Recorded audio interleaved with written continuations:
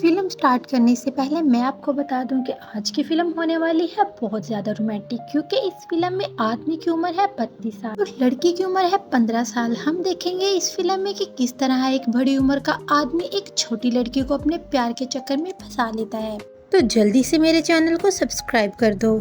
Movie की start में हम एक औरत को देखते हैं जो कि हमें एक कहानी सुनाती है। कहानी की स्टार्ट में हमें एक जैन नाम की लड़की दिखाई जाती है जो कि स्कूल की छुट्टियां गुजारने के लिए अपने घर आई थी और यही हमारी कहानी की मेन कैरेक्टर है। उसके दो भाई हैं जबकि उसकी मॉम उसी के गांव के एक स्कूल में टीचर की जॉब करती हैं।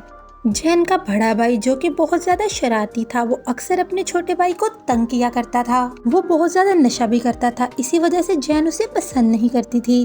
अब जैन की छुट्टियां खत्म हो जाती है और वापस अपने स्कूल के लिए जाती है। उसकी मॉम खुद उसके साथ शिप तक आती है ताकि उसे बाय बोल सके। शिप स्टार्ट ही होने वाली थी तभी वहाँ पर एक चाइनीज आदमी आता है जो कि हमारी कहानी का मेन कैरेक्टर भी है। वो चाइनीज आदमी बहुत ज्यादा अमीर था। वो अपनी कार में बैठकर जैन को देखने लगता है। पहली ही नजर में उसे वो बहुत ज्यादा खूबसूरत लगती है। टोनी उसकी तरफ अट्रैक्ट हो जाता है। वो जैन के पास जाता है ताकि उसके साथ बात कर सके। वो उसे स्मोक ऑफर करता है जिस पर जेनी उसे लेने से इनकार कर देती है। टोनी उसके साथ बातें करने की कोशिश करता है लेकिन जेनी उसे कोई भाव नहीं देती। टोनी अपनी स्टडी मुकम्मल करके अब यहाँ से जा रहा था। बातों ही बातों में उसे पता चलता है जैन जिस स्कूल में पढ़ती है उसका हॉस्टल इसके घर के पास ही है। वो जैन से लिफ्ट का बोलता है। लिफ्ट की बात पर जैन भी मान जाती है। रास्ते में टोनी जैन से पूछता है कि तुम कितने साल की हो। अब जैन उसे झूठ बोल देती है कि मेरी एज अभी सिर्फ 17 साल है, जबकि हकीकत में अभी वो सिर्फ 15 साल की थी और टोनी 32 साल का। बातों ही बातों में टोनी जैन के हाथ के ऊपर हाथ रख देता है। जैन को मजा आता है और वो उसे कुछ नहीं कहती। फिर जैन का हॉस्टल आ जाता है तो वो टोनी को बाय बोलकर वहाँ से चली जाती है। अगले दिन जब जैन स्कूल जा रही थी तो वो रास्ते में टोनी की कार को देखती है।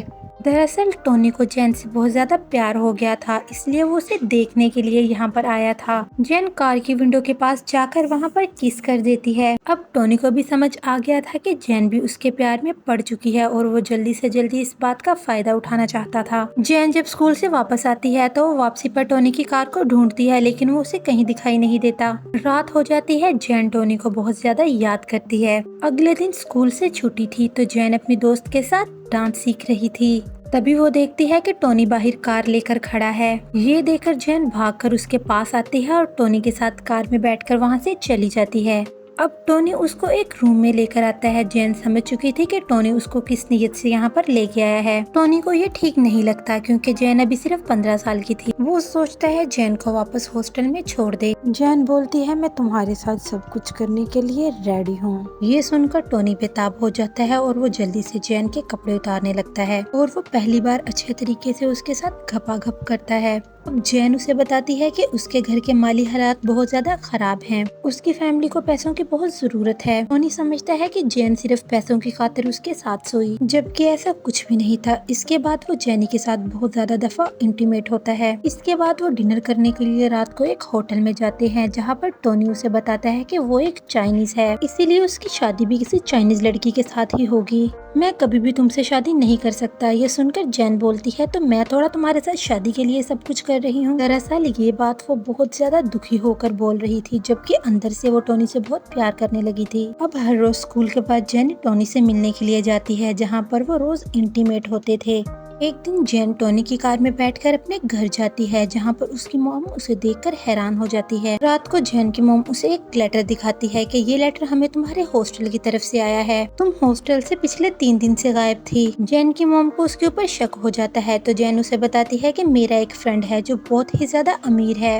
यहाँ जैन अपने अफेयर के बारे में उन्हें कुछ भी नहीं बताती। टोनी जैन की फैमिली को लेकर एक होटल में जाता है ताकि उन्हें डिनर करवा सके। वो इन्हें अपनी फैमिली के बारे में बताने लगता है लेकिन सबको उसकी किसी बात में कोई इंटरेस्ट नहीं था। वो तो सब खाने के लिए वहाँ पर आए थे। वो सिर्फ यहाँ पर टोनी के पैसों के लिए आए थे ताकि वो सिर्फ अपनी ख्वाहिशात को पूरा करे और कुछ भी नहीं।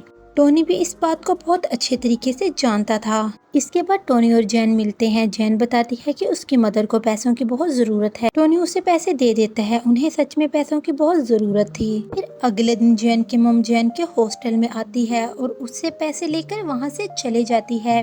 जैन के अफेयर के बारे में पूरे हॉस्टल और स्कूल को पता चल चुका था, इसलिए सारी लड़कियां जैन से दूर रहती थी। अगले दिन फिर जब जैन टोनी से मिलने के लिए जाती है तो वो टोनी को बताती है कि वो अगले साल पढ़ाई के लिए फ्रांस जा रही है। ये सुनकर टोनी को बहुत दुख होता है। वो याद के तौर पर उसे अपनी एक रिंग दे देता है। वो जैन से बहुत ज्यादा प्यार करता था, इसलिए वो जैन से शादी करने के लिए अपने फादर को एग्री करने की कोशिश करता है। उसके फादर उसे साफ मना कर देते हैं। टोनी जैन से मिलने जाता है और उसे बोलता है कि हम भागकर शादी कर लेते हैं। यहाँ पर जेनी सोचती है कि अगर वो भागकर शादी कर लेंगे तो टोनी को उसकी जायदाद में से कुछ भी नहीं मिलेगा। वो टोनी से कहती है कि मैं तुमसे शादी नहीं करना चाहती। इसके बाद वो घर जाती है। उसकी मॉम उसके हाथ में पहनी हुई रिंग देख लेती है और वो उसकी उंगली से वो रिंग उतार लेती है। अगले दिन उसका बड़ा भाई जॉब के लिए दूसरी सिटी में चला जाता है, जिसे जैन और उसका छोटा भाई देखकर बहुत ज्यादा खुश हो जाते हैं। इसके बाद जैन टोनी के पास जाती है और वो वहां जाकर देखती है कि टोनी बिल्कुल टूट चुका है, क्योंकि कुछ दिनों बाद उसकी शादी थी। यहाँ जैन उसे संभालती है और बोलती है कि मैं शादी के बाद भी तुमसे एक दफा जरूर मिलूंगी। इसके बाद हमें दिखाया जाता है कि टोनी की शादी हो रही है, जहाँ पर जैन दूर बैठकर ये शादी को देख रही थी।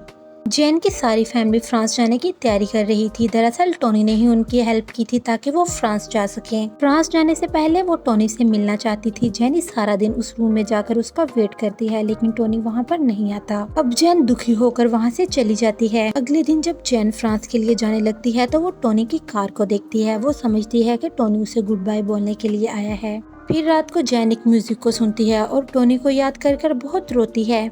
इसके बाद हम उसी औरत को देखते हैं जो हमें कहानी सुना रही थी। वो बताती है कि उसे टोनी का फोन आया था। वो कह रहा था अब शादी बेशक मैंने किसी और से की है, लेकिन मैं मरते दम तक जैन से ही प्यार करता रहूंगा। वीडियो अच्छी लगी हो तो प्लीज लाइक कीजिए।